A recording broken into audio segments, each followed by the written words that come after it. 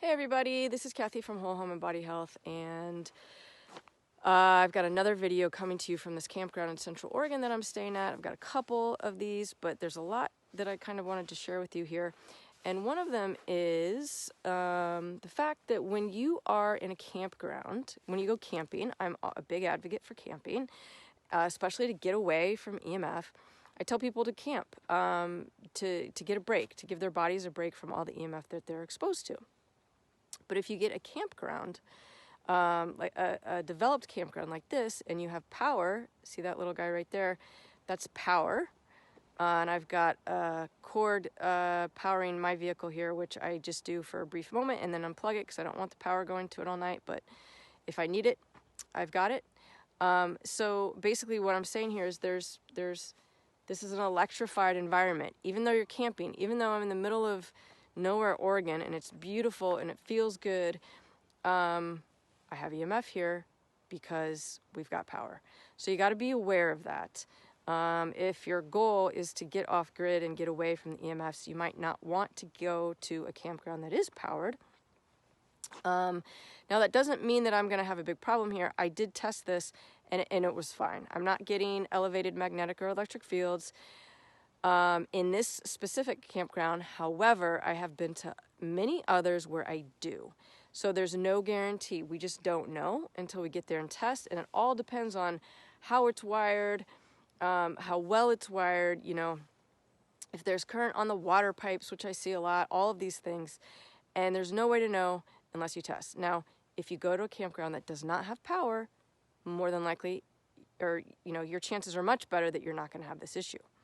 Now, the other thing that we need to consider with a powered campground are these guys right here, okay? So this is a utility meter, and it is smart, okay? So I know it's smart because I tested it, but I also have some clues that it's smart because right up here, it's very difficult to see. You probably can't see it, but this is an FCC ID number, which more than likely tells me that it is transmitting radio frequencies, okay?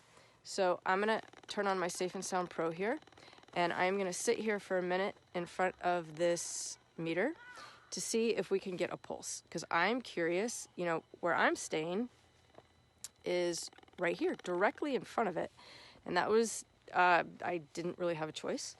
That's just where they put me. So I'm gonna sit here for a minute and see if I can grab a pulse off of this meter. Now, when you're testing a smart meter, a quote-unquote smart meter, oh, there it was. Wow, okay. 20,300 microwatts per square meter. Really high. Remember, we want our goal in building biology is to have our radio frequency under 10 microwatts per square meter.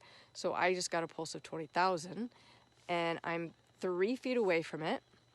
And I'm going to see if I can capture another one. I'm curious to know how long in between the pulses are. I want to test 3 feet away from the meter, because if I get closer, then I'm in the near field. And in the near field, the magnetic and electric component is separated, and so the radio frequency reading that I get is not accurate.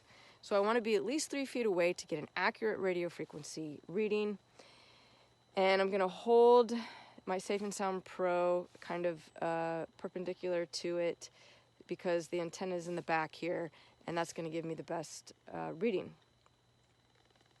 All right, so I'm going to hang out here for another little while to see how quickly the pulses are coming. So I should have timed it. I do not have a timer going, but you know, it's been about a minute maybe.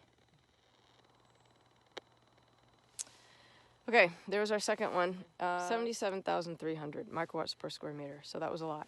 And that was quite a bit of time in between. On these meters, I usually get them with a greater frequency every 20 seconds, every 30 seconds, something like that. So this one was a little bit longer, but I'm now walking away from it because what I really want to know is, am I getting this all the way over here next to where my vehicle is parked and where I'm sleeping, okay? So I'm gonna sit here for a minute. Oh, that sound. So I'm picking up some weird sounds, and I've got neighbors on both sides of me. Empty spot in between, but I bet you what I'm picking up is probably one of their devices. So I'm gonna sit here for a minute and see if the meter, which is way back there, is giving me a signal over here. I'm about 20 yards away. So I'm gonna sit here for a minute and just watch my meter and see what I get. Okay, well that's disappointing. I just got 3 peaks, not that far away from each other. So this meter is not programmed to be consistent, and I see this a lot. Sometimes they are. Sometimes it's very accurate, every 15 seconds, every 20 seconds, every minute, etc. Sometimes it's not. So this one I just got, I got a pulse of about 70, and then about, 35 seconds later, I got a pulse of 60, and then 50 right away, and then another couple seconds, 83 microwatts per square meter. So I'm disappointed about that because I thought, honestly, that I was going to be at a far away enough distance that it wasn't going to impact me. So now what I'm going to do is I'm going to go inside my vehicle and see what I'm getting inside, and see, like, what I really want to know is, am I getting it where I'm sleeping? And if I put up some window coverings, as I have, that are kind of reflective, is that going to help me at all? And it's kind of dark in here, so you can't see. So I'm going to hang out for a minute and see what happens. Wow, okay, I just had to turn my video on real quick because, can you guys hear that? Trying to get close to the speaker. Somebody in the campground just turned their microwave on. And that's what that was. So it's gone now, it's done. But somebody next to me over here, somebody had a microwave on, and as I'm sitting here trying to get a pulse from this meter, I could hear it go on. So just wanted to quickly show you that one.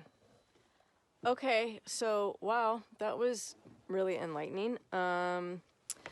I was getting really high numbers in the van, and honestly, I have been here, full disclosure, I have been here for almost 2 weeks, and I didn't do anything about this. I did test the meter up close, but because I was getting 20,000 or so when I tested earlier, I didn't think that it would be a problem back here, but it is. So I feel like a fool now that I didn't test this sooner, because I was getting up to 100 microwatts per square meter inside, and I haven't been sleeping awesome since I've been here. So silly. So what I did is, because I'm a building biologist and I travel for work and I've got shielding cloth all the time with me, I have a big old piece of shielding cloth that, let's see if we can get a better look of this. Again, I know it's dark, but I took that shielding cloth and just draped it over the front area. I've got little visors up here that have a little space where I just hung it. And that worked, and it brought it down to 3 microwatts per square meter. So stupid, right? Like, we're in a campground. We shouldn't have to worry about this kind of thing. But thankfully, I have this cloth, so I'll probably sleep well tonight. So anyway, that's what I wanted to show you guys. You always got to test. You always got to be prepared, no matter where you go. Thankfully, there are solutions, even when you're camping, but you do want to be prepared, and you want to know before you go, so you know what you're getting into. A better solution would have been to get a campground that does not have any service, or I should have requested a different spot. Now, there's a lot of these around, so how good of a spot I could have gotten, I don't know, but I probably should have done that right off the bat. So, live and learn. Do as I say, not as I do, right? I think that's how it goes. So yeah, hopefully you guys found that helpful. Please leave comments below. I'm always happy to engage with you guys, and do all the things as always. like and subscribe and hit the bell. I don't even know what the bell does, but hit it because you're supposed to. Okay, see you guys next time. Bye.